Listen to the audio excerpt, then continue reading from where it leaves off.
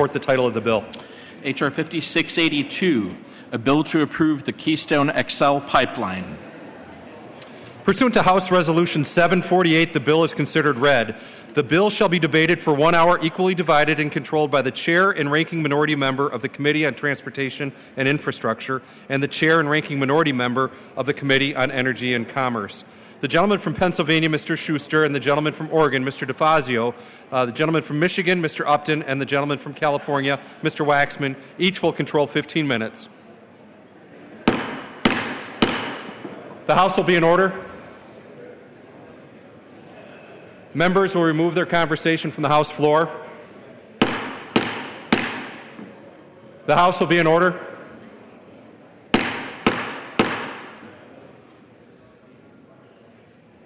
The Chair recognizes the gentleman from Pennsylvania, Mr. Schuster. Mr. Speaker, I yield myself such time as I may consume. The gentleman is recognized. I rise today in support of H.R. 5682 to approve the Keystone XL pipeline.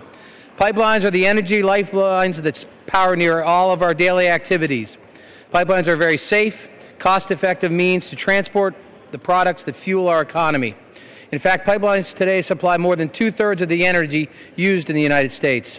The Keystone XL project will be a critical addition to this extensive network, increasing our nation's supply of oil and thus helping to reduce the cost of oil. H.R. 5682 closely follows H.R. 3 that this House passed last year. Since the passage of H.R. 3... Mr. Speaker, the House is not in order. The gentleman will suspend. The gentleman is correct. The House is not in order. The House will be in order. Please remove your conversation from the House floor. The House will be in order. The House will be in order.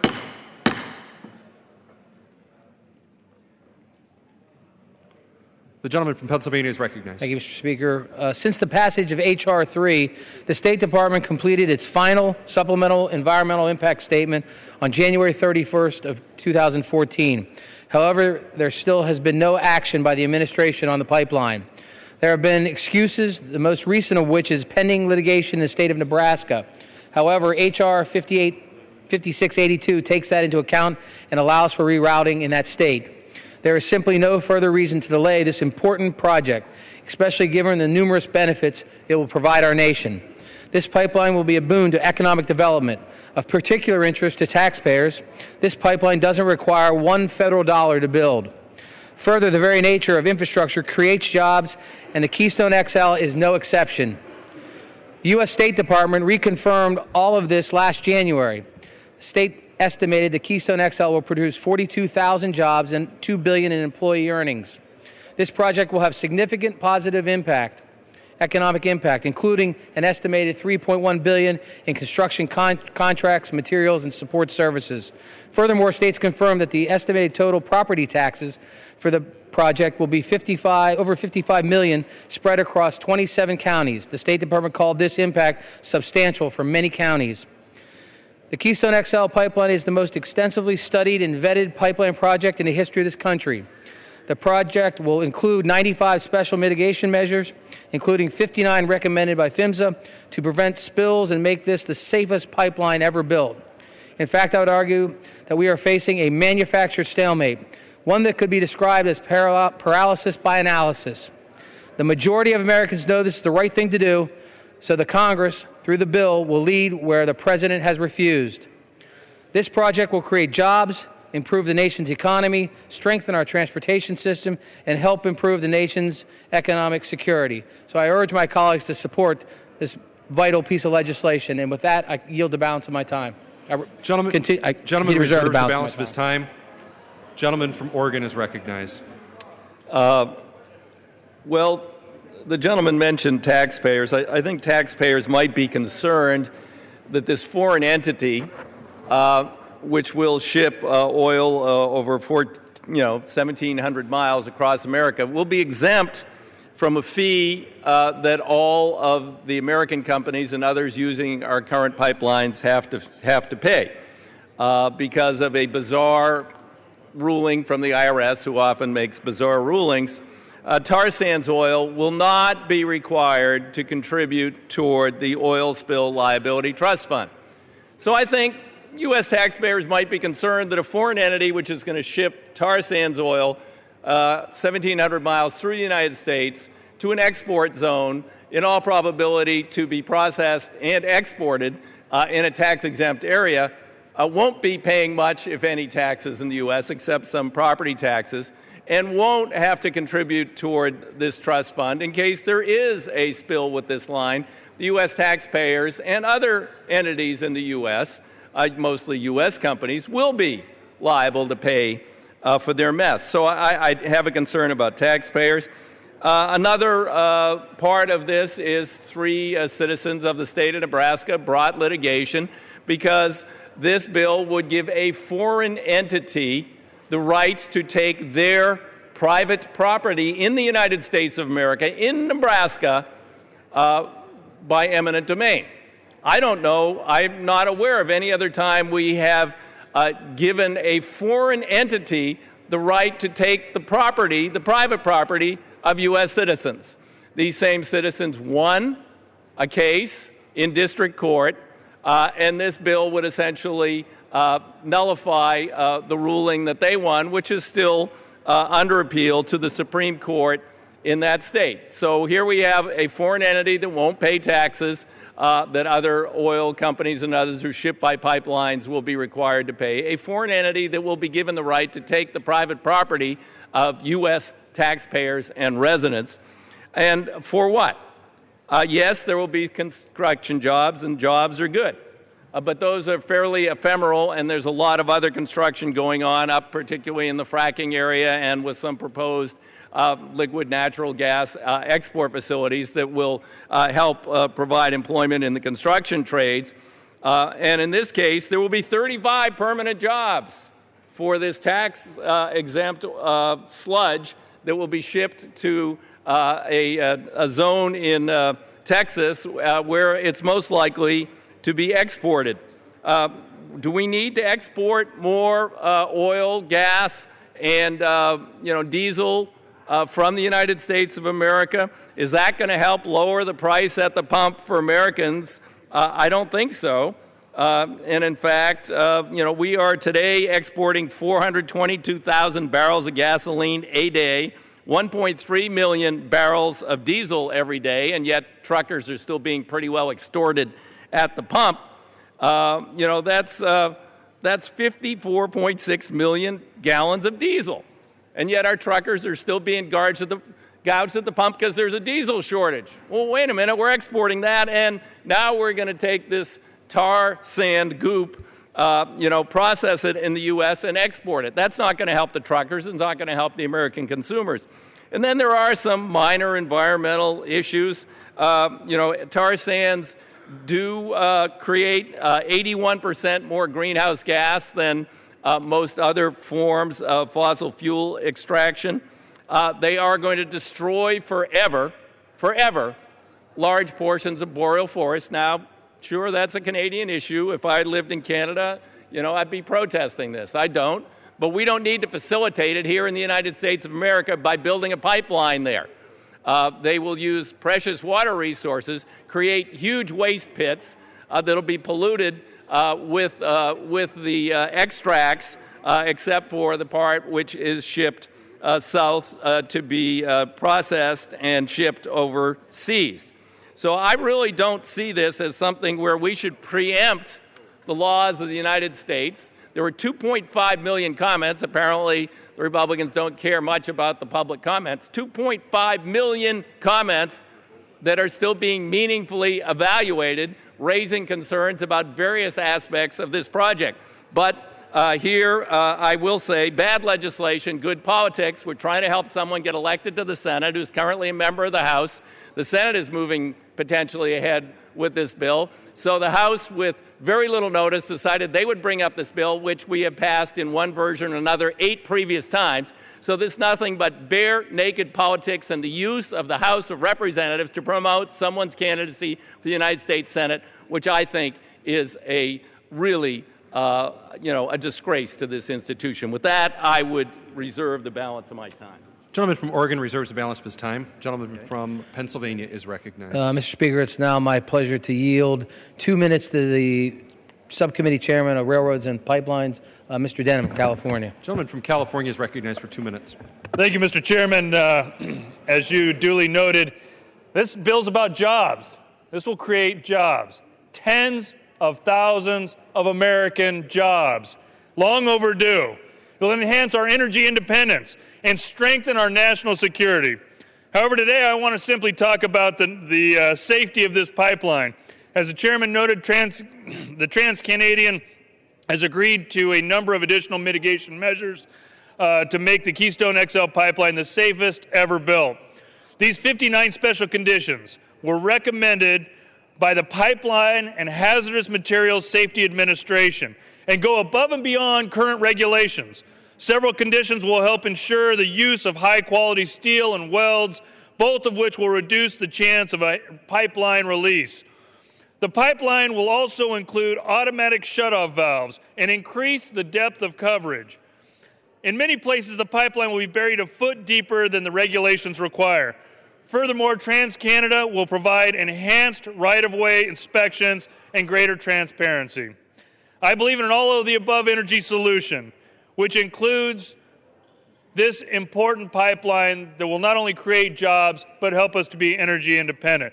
These are private sector jobs that will be being the safest pipeline ever built. This project, again, has been bipartisan. 3 committees with bipartisan support, and I urge my colleagues to support this critical legislation at a very important time when we need those American jobs.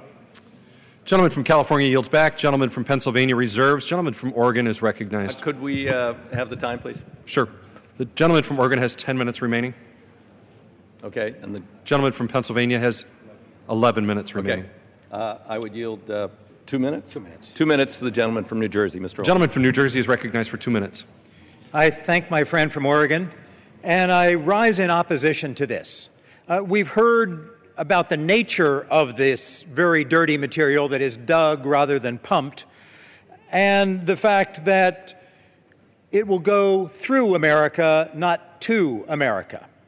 Now, we might ask, on a day when U.S. oil production was announced to reach a 30-year high of more than 9 million barrels, why we would be even considering this. Well, it's not because this fits into our energy picture. We will risk oil spills that are a mess to clean up, and we hear, oh, but oil spills won't occur. Well, the TransCanada pipeline, also known as Keystone, had 12 separate oil spills in its first year of operation, tens of thousands of gallons. It's hard to clean up. And, as you've also heard from my friend, this doesn't count as petroleum, and therefore they don't pay into the Oil Spill Liability Trust Fund. So taxpayers are on the hook for this difficult cleanup. But the real problem are none of these points. It is that it's taking us down the road where we should not be going.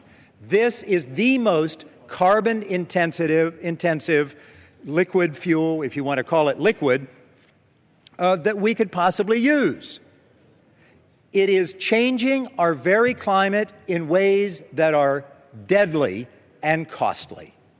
We shouldn't be going in this direction. It is that simple. I yield back the balance of my time. Gentleman from New Jersey yields back the balance of his time. Gentleman from Oregon reserves. Gentleman from Pennsylvania is recognized. Mr. Speaker, I now yield 2 minutes to the gentleman from Oklahoma, Mr. Mullen. Gentleman from Oklahoma is recognized for 2 minutes. Mr. Speaker, it's baffling to me that after 6 years, the Keystone Pipeline debate is still going on. We have an opportunity to provide jobs, reduce our dependency on overseas oil, and spur real economic development. Yet many would rather play political gamemanship. I'm especially frustrated because I see the benefits that the southern leg has already had on my district, and I know this approval will enhance those effects. This pipeline would provide high-paying jobs that are well above minimum wage, exactly the type of jobs this body likes to talk about. Yet despite the economic benefits this pipeline would provide, there's been zero action by this president and his administration. So today I stand in support of H.R. 5682 as a call to this President and the Senate that it's time to approve the Keystone Pipeline. If they truly want to help the American people, they will join us in moving this legislation forward. Mr. Speaker, I yield back.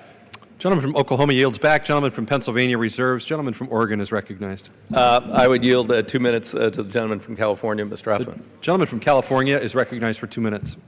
I thank the gentleman from Oregon.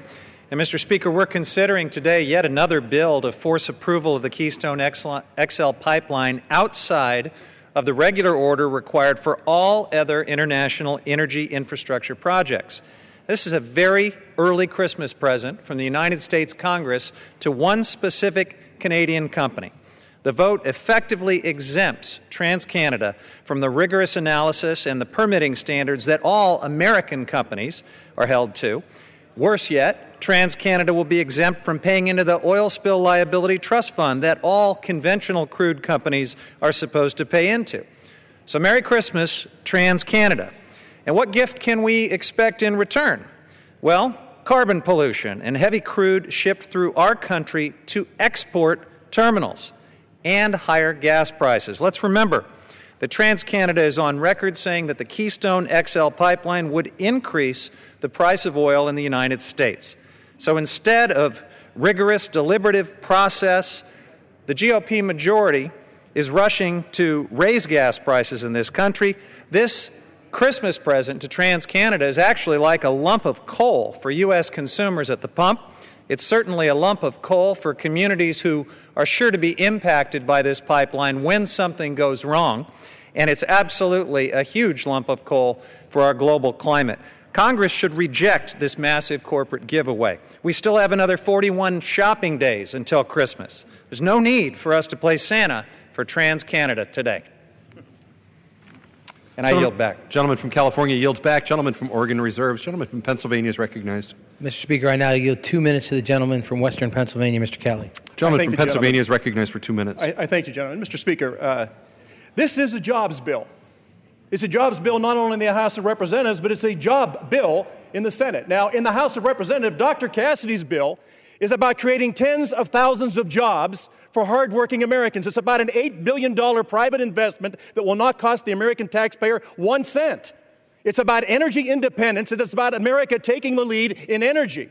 For 6 years, this House has passed pieces of legislation that would have created the Keystone Pipeline. Every one of those pieces of legislation died in the Senate. Now, miraculously, and I will call it a job bill, the Senate now is entertaining this because of one job.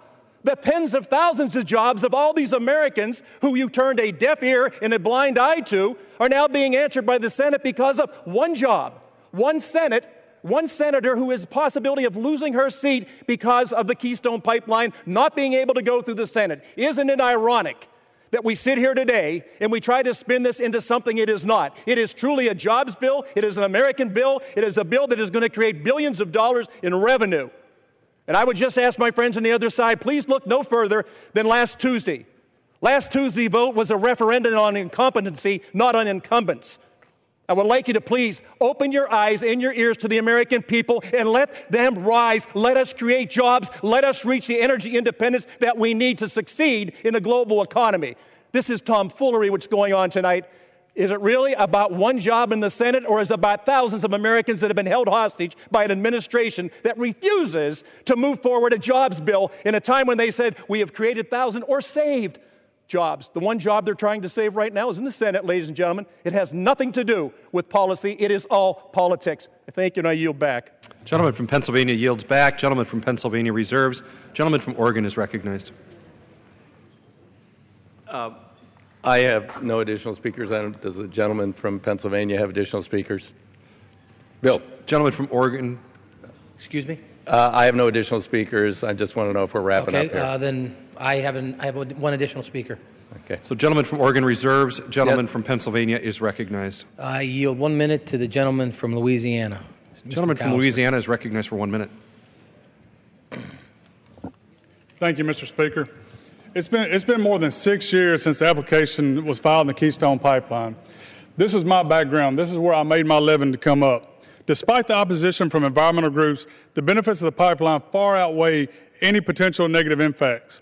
Approval that should be a no-brainer. Construction will lead to thousands of jobs, well-paid jobs, at a time when Americans are struggling to find work. Important and efficient, reliable source of energy has the potential to decrease gas prices in the future, expand oil refineries along the Gulf Coast, and lessen our dependence on foreign energy sources. In addition to the economical upsarge, the pipeline signifies a secure source of energy for our country if needed. It is not merely an economic issue, but a security issue as well. And each day that is delayed is another day thousands of Americans are out of work. I challenge you, Mr. Speaker, for those that say these are temporary jobs. Talk to the men and women where I come from who have bought cars, bought houses, put children through college with these temporary jobs that you call, well, what are they? Are they temporary legacies? Are they temporary retirements? Because that's what our community is built of. I commend Congressman Cassidy for introducing this bill, which not only fulfills the requirements of National Environmental Policy Gentleman Act is recognized for an additional 30 seconds. of 1969, but also protects the rights of private property owners should they be affected by the pipeline route. With my past experience in pipeline construction, I can say that this project is no different from the thousands of other pipelines we lay each year, with one exception. It crosses national borders, giving President Obama the ability to delay it. The President is making political promises when it should be deemed practical. Thank you, Mr. Speaker. I yield back my time. Gentleman from Louisiana yields back the balance of his time. Gentleman from Pennsylvania reserves. And I'm prepared to close if the gentleman from Oregon. Gentleman from Oregon is recognized. Well, let's just sum up. We have the most extraordinarily, carbon-intensive way of creating ultimately diesel and gasoline by extracting these tar sands. 81% more contribution of greenhouse gases. Of course, many on the other side believe that greenhouse gases are potentially beneficial or aren't a problem. We have a foreign entity here that will be exempt from paying taxes like U.S. entities into the Oil Spill Liability Trust Fund, and U.S. taxpayers will be stuck with the bill should a spill occur. We have a foreign entity. Granted, there are friends and neighbors in Canada, but still a foreign private corporation being given the right of eminent domain over citizens of the state of Nebraska. We have, in fact, this company saying that it's likely, if this pipeline is completed, that gasoline prices will go up in Midwestern areas of the United States, and their production will be exported from the United States, so it's not going to be a direct benefit to Americans or deal with energy independence, which we heard earlier. So all in all, and of course we are cutting short the evaluation process that every other energy-producing entity in America has to go through in terms of environmental reviews, and of course we are cutting off any meaningful consideration of the 2.5 million comments that have been received by the State Department. But hey, it could help a House member beat a Senate member and get elected to the Senate. So I guess it's a bad bill whose time has come. With that, I yield back the balance of my time. Gentleman from Oregon yields back the balance of his time. Gentleman from Pennsylvania is recognized. Thank you, Mr. Speaker. I just want to reiterate the numerous benefits this project will bring to our country, including jobs, energy security, safety, efficiency, and I would argue that more supplies of oil generally drive prices down, not up. First, this pipeline safety is efficiently moved through this country safely. It's the safest way to move these products. And there's been numerous additional mitigation measures. The State Department said it will reduce the risk of release. Second, the State Department has explained this project will create over 40,000 jobs, over $3 billion in construction contracts. And finally, as I said, from sourcing more crude oil from our friendly neighbor to the north, it will reduce our reliance and most likely reduce the cost of energy to the American people. So for these reasons, Mr. Speaker, I encourage all of our members to support this bill, and I yield back the balance of my time. The gentleman yields back the balance of his time.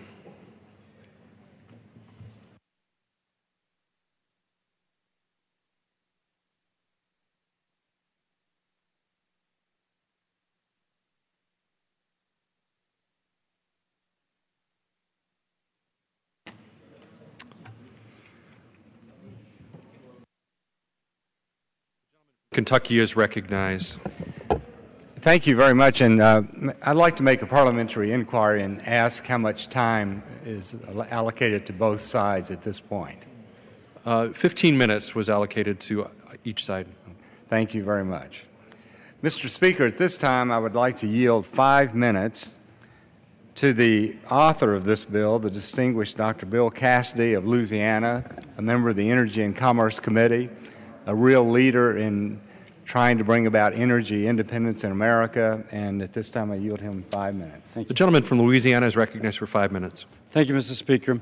It has been over 6 years since backers of the Keystone XL pipeline first submitted an application to the U.S. State Department on September the 19th, 2008, to build this energy infrastructure project and bring jobs and greater energy security to America.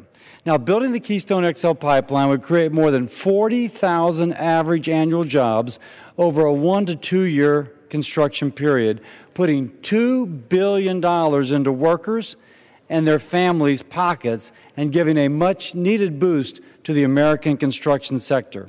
In addition, tens of thousands of jobs would be supported throughout the supply chain. Jobs from manufacturers that make the steel pipe, the thousands of fittings, valves, pumps, control and safety devices required for a major pipeline. In addition to my home state of Louisiana, manufacturers in Georgia, West Virginia, throughout the country would benefit from the construction of this infrastructure project. Now, economists have found that the pipeline would create 20,000 manufacturing jobs, an additional 118,000 spin-off jobs, including jobs within the U.S. refinery and petrochemical facilities. This would employ and improve the jobs for Americans who right now are struggling. Refiners in Louisiana and along the Gulf Coast would benefit from a reliable supply of heavy crude transported through the Keystone XL pipeline. These petrochemical plants employing the families that right now are having the hardest time in this economy, this gives them those better jobs. The final State Department review found the pipeline would create over 40,000 jobs without significant environmental impact. Now note, Canada's oil sands are going to be developed with or without this pipeline. The Canadian government is already on record stating that oil sands derived from crude oil will be exported to overseas markets like China. It'll be shipped on rail and in oil tankers, which may actually increase greenhouse gas emissions versus transportation to the U.S. by pipeline. Now, the case for approving the Keystone XL pipeline is clear and obvious, so why hasn't the President approved it? And up to this point, why hasn't Senator Reid allowed a vote on approving Keystone? If there was ever legislation that should not be difficult to get through the Senate, it is the Keystone XL pipeline.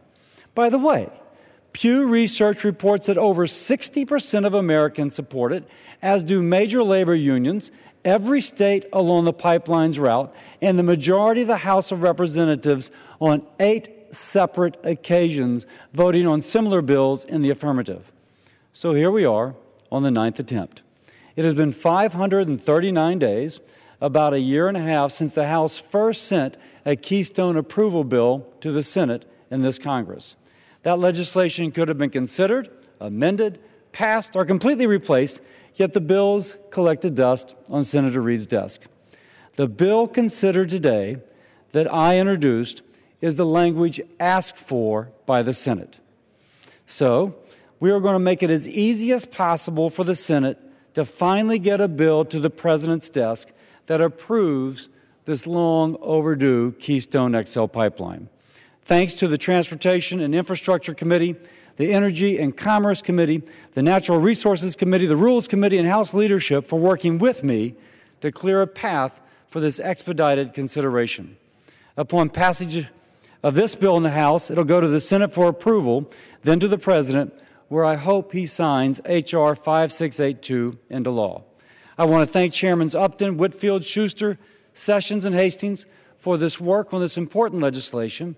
I particularly want to thank the American people for sending a signal in this last election that they want we in Washington, D.C. to work together to accomplish common sense legislation that will create jobs for families which are struggling now, but because of legislation like this, will have more opportunity and a better future. This is a perfect example of what the American people have asked us to do. I encourage my colleagues to join me in approving the Keystone XL pipeline to finally provide 40,000 promised jobs to the American people. Thank you. I yield back the balance of my time. Gentleman from Louisiana yields back the balance of his time. Gentleman from Kentucky reserves. Gentleman from California is recognized. Mr. Speaker, I yield myself such time as I may consume. Gentleman from California is recognized. Today we are voting once again to grant special treatment to TransCanada's Keystone XL tar sands pipeline. This is the third time this Congress and the eighth time since Republicans took control of the House. Instead of helping families deal with pressing problems, we're helping Canadian tar sands producers and pipeline builders. We're spending our time trying to exempt a foreign company from the rules that every other company in America has to follow. This bill is not an energy policy. It is about a single pipeline that will allow Canadian tar sands to flow across our country for export to other countries. That's oil going through the United States, but not to the United States. We don't need this oil. We have our own sources of oil, and we're using less oil because of our efficiency in new cars getting better mileage. This bill will not lower gasoline prices by a single penny. It may even raise them in some places, and it will at most create just a few dozen permanent jobs. There'll be some temporary jobs for construction. Once they're gone, they're gone. This bill is a regulatory earmark. It will waive applicable environmental review requirements and risk our farmlands and our water supplies. In fact, it even exempts the Keystone pipeline from paying into the oil spill fund that other oil companies have to contribute to. That means if there's a problem with that pipeline, well, there's no payment by Keystone XL to that fund to make those who are hurt whole. That means that if there's a spill, there won't be the money to clean it up. The Keystone XL tar sands pipeline is a terrible deal for America. We get all the risks while the oil companies reap the rewards. But even if you support it, this bill is a harmful and unnecessary piece of legislation. The State Department is carrying out their review of this highly controversial project. They've gotten millions of comments, and the federal agencies are reviewing these comments. H.R. 5682 would approve the pipeline by fiat, lock out the public, eliminate the president's authority to balance competing interests, and stop federal agencies from ensuring that if the project does go forward, we do it as safely as possible. Forget about those comments. We'll just pass a bill and make it happen rather than consider all the other issues that would be appropriate to look at in approving or disproving this pipeline. Well, I oppose this legislation for all of these reasons. There is one more important reason why I oppose the bill. The tar sands pipeline will worsen climate change. Keystone XL would create a dependence on tar sands crude, reversing the carbon pollution reductions we've been working so hard to accomplish. According to some experts, building the Keystone XL pipeline will triple production of the tar sands, and that's totally inconsistent with any future scenario for avoiding catastrophic climate. Just this week, the United States and China agreed to mutual pledges to fight climate change, and I commend President Obama and President Xi for that accomplishment. This is a really important development. For the last 2 decades, antagonisms between the United States and China has stymied efforts to reach a global climate agreement. Those days, we hope, are finally over. The U.S. and China are now both pledging strong joint action. The world has been waiting decades for the U.S. and China to reach an understanding on climate. Now that moment has finally arrived. And yet, instead of working on a real energy policy, one that would move us toward a new low-carbon energy future, instead of working on a clean energy future that would create lots of new jobs, real jobs, permanent jobs, and keep pace with China's clean energy investments, instead of trying to protect our irreplaceable environment and our drinking water supplies, Republicans have set their sights on passing a special law for a special interest. I urge my colleagues to vote no on this legislation, and I reserve the balance of our time. Gentleman from California reserves the balance of his time. Gentleman from Kentucky is recognized. This time I'd like to yield 3 minutes to the distinguished Majority Whip, a member of the Energy and Commerce Committee and a strong leader for energy independence for America, Mr. Scalise. Gentleman from Louisiana is recognized for 3 minutes. Thank you, Mr. Speaker, and I want to thank Chairman Whitfield for yielding.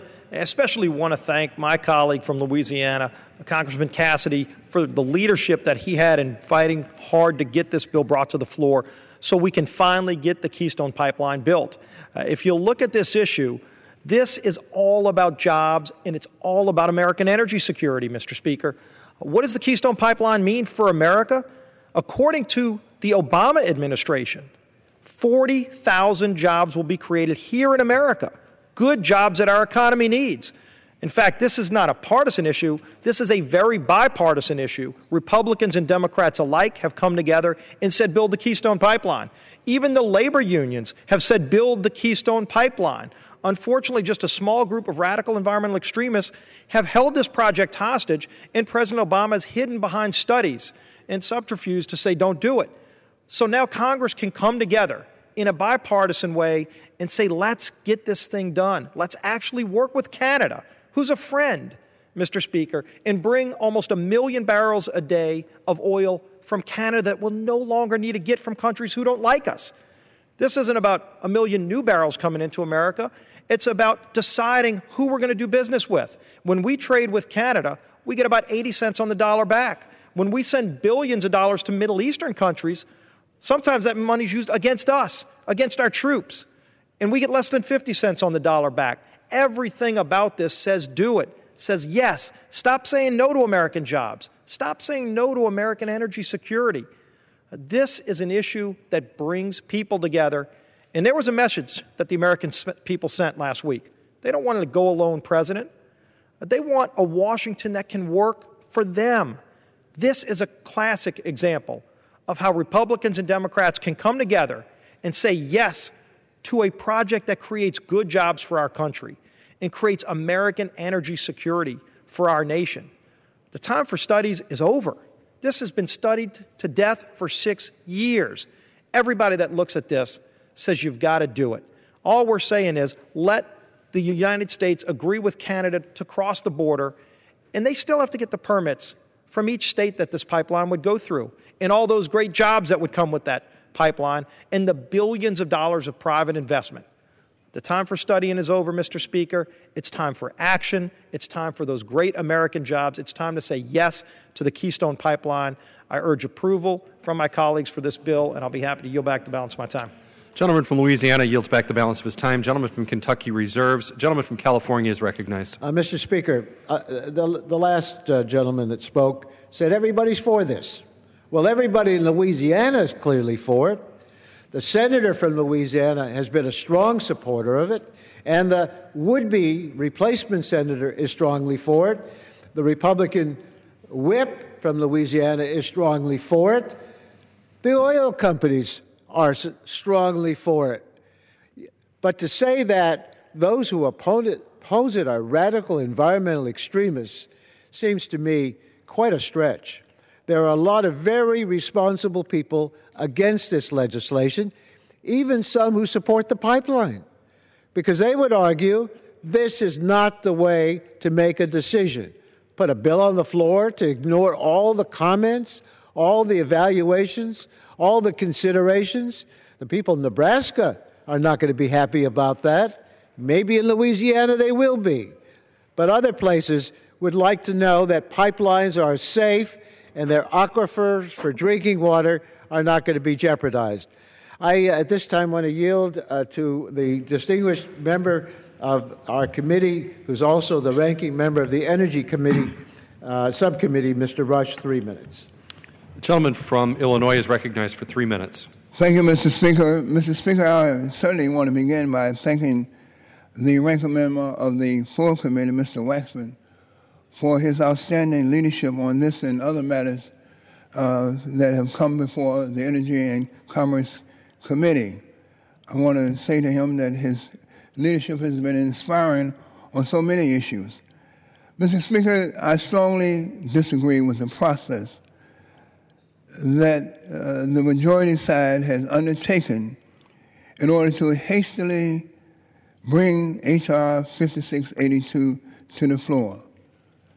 Mr. Speaker, the Keystone pipeline is not key to America's energy future.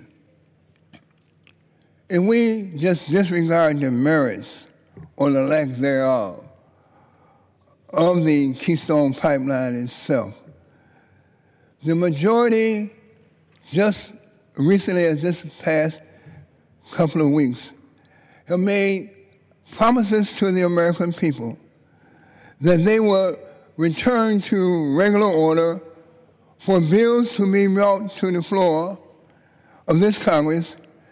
And Mr. Speaker, here we are once again. Promises made, promises broken. This bill was brought to this floor after 1 hour, one measly hour of debate, and without the ability for the minority side to bring forth any amendments, not one amendment can we bring to this bill. Where is the promised bipartisanship of the other side on this particular matter and regarding this bill? Promises made to the American people equals promises broken by the majority. Mr. Speaker, this bill will automatically approve the Keystone XL pipeline, even though this pipeline has no legal route through the state of Nebraska, where there's a case pending in the courts before a local judge regarding some of the citing issues that surrounds this illegal pipeline. Why can't the people of Nebraska, the citizens of Nebraska, have the time and the consideration just to make sure that this pipeline is safe for them and their aquifers and also for their environment? There are other states that this pipeline is going to be traveling through. Gentleman's time has expired. Could I have one more minute? I yield the gentleman an additional minute. Gentleman is recognized for an additional minute. Mr. Speaker, as President Obama pointed out, there is an independent process taking place, and this bill shortcuts the approval process and will allow, Mr. Speaker, this bill will allow a foreign company to preemptively seize property from the American people, from the landowners, particularly those who are in Nebraska. Additionally, this bill seeks to usurp the President's ability and authority to ultimately approve or reject the project, and instead uses this pipeline as a mere political football to score some elective advantages. Mr. Speaker, 8 times we brought this bill and a version of this to the floor. 8 times. Don't we get it? As the popular TV series used to pronounce to us all, 8 is enough. Enough. 8 is enough. I yield back the balance of my time. Gentleman from Illinois yields back the balance of his time. Gentleman from California reserves. Gentleman from Kentucky is recognized. This time I'd like to recognize the distinguished gentleman from Texas, Mr. Olson, a member of the Energy and Commerce Committee, for a period of 3 minutes. Gentleman from Texas is recognized for 3 minutes.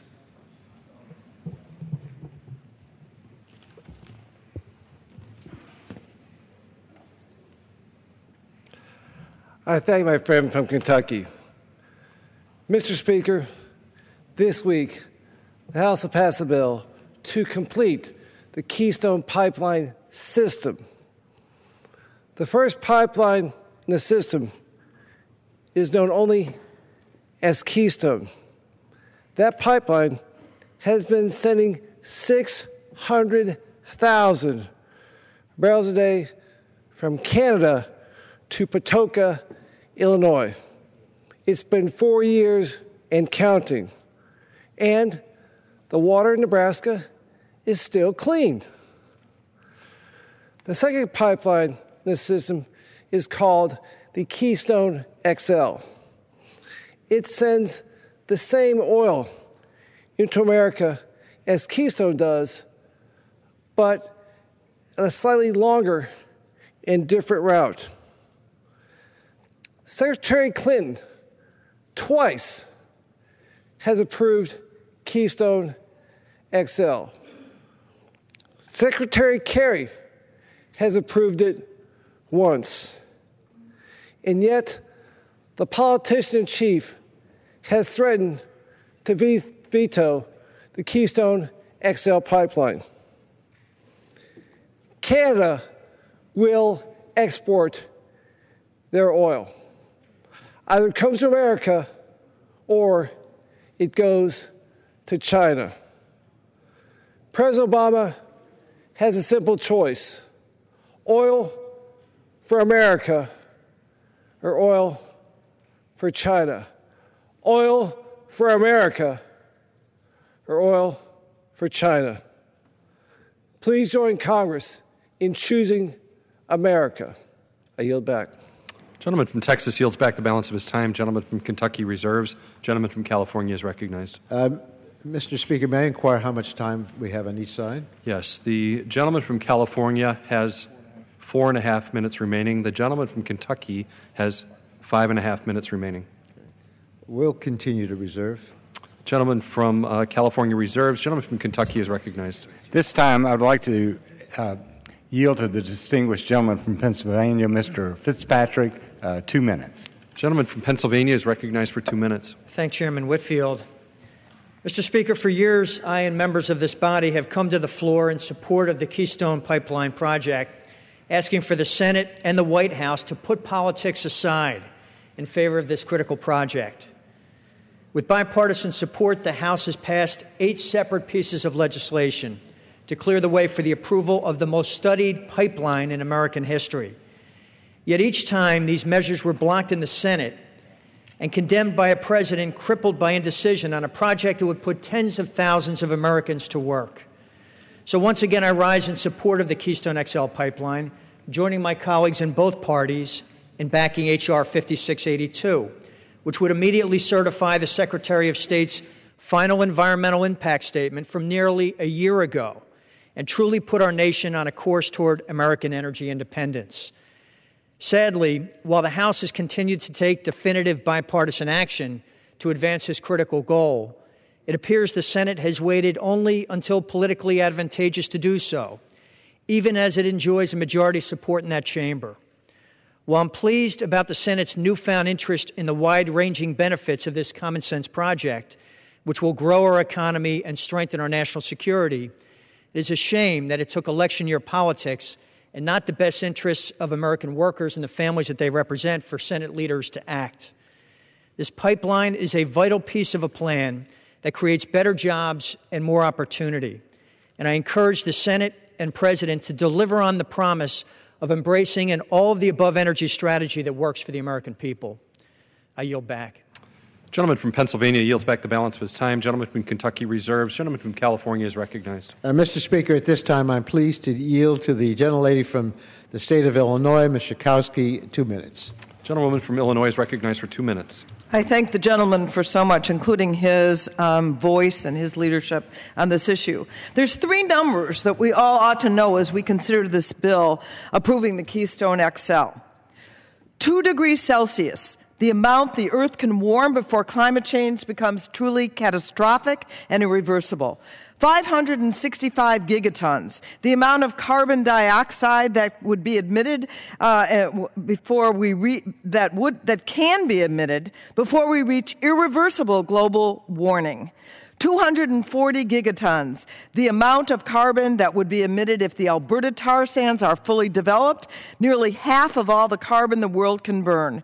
Keystone XL is the fastest and perhaps the only way to fully develop the Alberta tar sands. Keystone XL would move almost 1 million barrels per day of the dirtiest oil on Earth directly through the middle of our country. It would pass through some of our nation's most important land and water sources, including the Ogallala Aquifer, which supplies 30% of the United States irrigation water and drinking water to millions of Americans. And those who claim that there is no serious risk of a spill have very short memory. There were 12 spills in its first year of operation of the original Keystone pipeline, and there have been 30 spills in just over 4 years. So what I'm saying today is that this is dangerous, and it's also not the best way to create jobs. 3 jobs are created for every dollar invested in renewable energies over the pipeline. And so if we want jobs, if we want clean energy, we want a good environment, we should vote down this legislation. Thank you. Gentlewoman from Illinois yields back. Gentleman from California reserves. Gentleman from Kentucky is recognized. Mr. Speaker, we have no further speakers, and I think I have the right to close. So, if they would like to proceed, then I will. Gentleman from Kentucky reserves. Gentleman from California is recognized. Mr. Speaker, I'm pleased at this time to yield 2 minutes to the gentleman from Missouri, Mr. Cleaver. Gentleman from Missouri is recognized for 2 minutes. Thank you, Mr. Speaker. Thank you, Ranking Member. Look, this legislation is very likely going to be approved. And that's sad for a number of reasons. Let me just declare here what I declare in my district and anywhere else. I believe in earmarks because I think it's constitutional. I think it is almost politically obscene to give what the Constitution says is our responsibility to the White House, no matter who's there. And so that's why I have some serious concerns about this special interest earmark that will make the U.S. a permanent conduit to international markets for one of the dirtiest fuel sources on the planet. This is an earmark for TransCanada. And maybe the worst abuse in this legislation is that it exempts TransCanada from all federal permitting requirements and other federal environmental laws. Other U.S. companies will have to abide by laws that we will exempt for TransCanada. It exempts TransCanada from paying into the oil spill liability fund, which helps the government respond to oil spills. Now, this particular company already has had major oil spills. We will have oil spills. So what we're saying when we approve this legislation are these things. One, we're going to give an earmark to TransCanada. It's okay to give an earmark, special interest earmark. We just can't do it here in the United States. Number 2, we're saying that this TransCanada will have the ability to bypass environmental laws that Americans cannot bypass. And then number 3, we're saying that this company does not have to pay 1 penny into the oil spill liability trust fund, which means that the people who are watching this debate tonight will pay when an oil spill occurs. And I think that is obscene. I yield back the balance of my time. Gentleman from Missouri yields back the balance of his time. Gentleman from California reserves. No, Mr. Speaker. Gentleman from California. I think the gentleman on the other side of the aisle has the right to close, and if he's ready to close, we're ready to yield back our time. Gentleman from California yields back the balance of his time. Is that correct? And gentleman from Kentucky is recognized. You're ready to close? Yes. Yep. Yes. So gentleman from California yields back the balance of his time. Gentleman from Kentucky is recognized to close. May I ask how many minutes I have available? The gentleman from Kentucky has 4 minutes remaining. Well, in conclusion on this important debate, I would like to, first of all, thank Mr. Waxman of California for the many contributions that he has made while a member of the House of Representatives. I've had the opportunity to serve with him on the Energy and Commerce Committee for many years. He has very strong beliefs. He's committed, and I just want to wish him the very best in his future endeavors. I know that he won't be retiring. He'll be very active in some worthwhile cause, and I just want to tell him how much we admire and respect the work that he did, although I personally didn't agree philosophically with some of it, as I'm sure you do not agree with many of mine. But I do wish you the very best, Mr. Waxman, as you move forward. In conclusion, I would like to say this is not a new piece of legislation. It has passed the House of Representatives on 8 separate occasions, and we really did not plan to bring it up in this lame duck session, except that Senator Reid, the leader of the Senate, the Democratic leader of the Senate, changed his mind and decided to bring it up on the Senate side. So when we found out about that, Mr. Cassidy introduced this legislation, which mirrors the bill on the Senate side, and we're thrilled that we have an opportunity to pass this legislation. And I expect that we will pass it. I might add that it has been studied for over 6 years. There have been 4 complete environmental studies completed. The Secretary of State's office on more than 1 occasion, 2 occasions, 3 occasions has said it would have negligible environmental impact. And in fact, in one place they said they would be better off to build this pipeline than not to build it, because the environmental degree of moving it by pipeline would be better than the alternative in which it is being moved today. So I think it is a win-win-win situation for America. Many people have said, well, they're simply bringing this oil through the United States and then it's going to be exported. We've had many hearings. Some of it will be exported, but some of it will be refined right here in the U.S. It will be 850,000 barrels of oil a day, which is about half of what we're importing from the Middle East. It will make us less dependent. Some labor unions support this legislation. The governor of Nebraska supports this legislation. So I think it's a win-win-win for everyone. There are additional safety requirements on this pipeline that are not required on other pipelines. So I think there's going to be adequate safeguards. We've had so many hearings on this, so I would urge the body, the House of Representatives, to pass this legislation and give us the opportunity to send it down to the White House for the President's consideration. And with that, I yield back the balance of my time. Gentleman from Kentucky yields back the balance of his time. All time for debate has expired. Pursuant to House Resolution 748, the previous question is ordered on the bill. The question is on engrossment and third reading of the bill. Those in favor say aye. Those opposed, no. The ayes have it. Third reading. A bill to approve the Keystone XL pipeline. For what purpose does the gentlewoman from California seek recognition? Mr. Speaker, I have a motion to recommit at the desk. Is the gentlewoman opposed to the bill? Yes, I am opposed. Gentlewoman qualifies. The clerk will report the motion. Mrs. Capps of California moves to recommit the bill, H.R. 5682.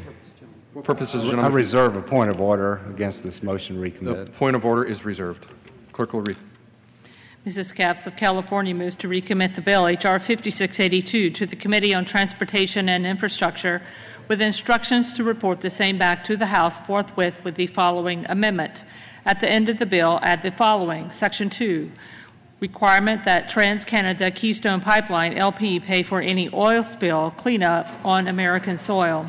In the approval process authorized under this Act, TransCanada Keystone Pipeline LP should certify to the President that diluted bitumen and other materials derived from the tar sands and oil sands that are transported through the Keystone XL pipeline be treated as crude oil, and for the purposes of determining contributions that fund the Oil Spill Liability Trust Fund. Pursuant to the rule, the gentlewoman from California is recognized for 5 minutes in support of her motion. Thank you, Mr. Speaker. I rise today to offer the final and only amendment to this bill. Passage of this amendment will not prevent the passage of the underlying bill. If it's adopted, my amendment will simply be incorporated into the bill, and the bill will be immediately voted upon. Mr. Speaker, it's no secret that we're still primarily dependent on oil and other fossil fuels for our energy needs. And this dependence does have the effect of polluting our planet, of harming public health, and of threatening our national security. Recent advances in clean, renewable energy technology have demonstrated that it doesn't have to be this way.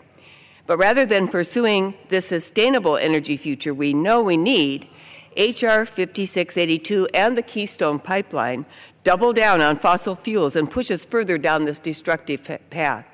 No matter if you support or oppose Keystone XL, we can all agree that drilling and transporting oil has serious risks. It only takes one small crack, one small mistake, to cause a major oil spill and catastrophic, irreparable harm to the surrounding communities. In 1969, my home district experienced one of the worst oil spills in U.S. history. I saw firsthand the devastating damage to our local economy, to human health, property, and natural resources. And we've seen this happen far too many times since then in communities around the country. The Deepwater Horizon disaster cost 11 lives, billions of dollars in economic damages, and untold devastation to the delicate ecosystem of the Gulf. And that very same year, we saw a terrible spill in Kalamazoo, Michigan. This spill was particularly noteworthy because it involved tar sands oil, which is the same type of oil that would flow through the Keystone pipeline. Tar sands is much harder to clean up than standard crude, which is one of the reasons that spill took nearly $1 billion and several years to fully clean up. Mr. Speaker, history has shown us that there is simply no such thing as a spill-proof well or pipeline. Accidents do happen. In fact, accidents have already happened 14 times on the existing Keystone pipeline. Despite numerous assurances that Keystone XL will be safer and that spill risks will be minimal, safer simply does not equate safe. And that's why we have Oil Spill Liability Trust Fund, which is funded by an 8 cents per barrel excise fee on crude oil and petroleum products. This fund ensures that the oil companies that create these messes also pay them to clean them up. But TransCanada is currently exempt from contributing to the trust fund for Keystone because tar sands oil is not considered crude oil for purposes of the program. If Keystone XL is approved, the pipeline's tar sands oil will literally get a free ride through the United States. And if there's a spill, taxpayers and local communities, not those responsible, could be stuck with the cleanup bill. This makes no sense. TransCanada and all tar sands oil companies should have to pay into the Oil Spill Liability Trust Fund, just like every other oil company. And that's why I'm offering this very straightforward amendment. My amendment would simply require TransCanada to certify that it will pay the same per barrel fee for its tar sands oil as it does for its regular crude. It would ensure that TransCanada and not our taxpayers would pay to clean up its own mess in the event of a spill.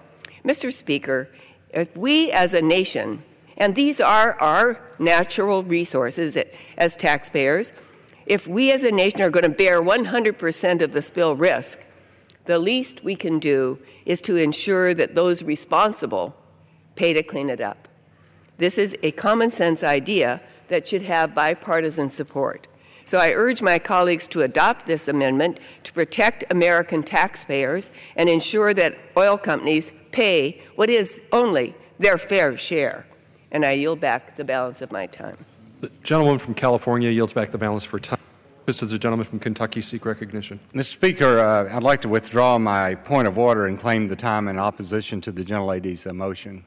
Reservation is withdrawn. The gentleman from Kentucky is recognized for 5 minutes.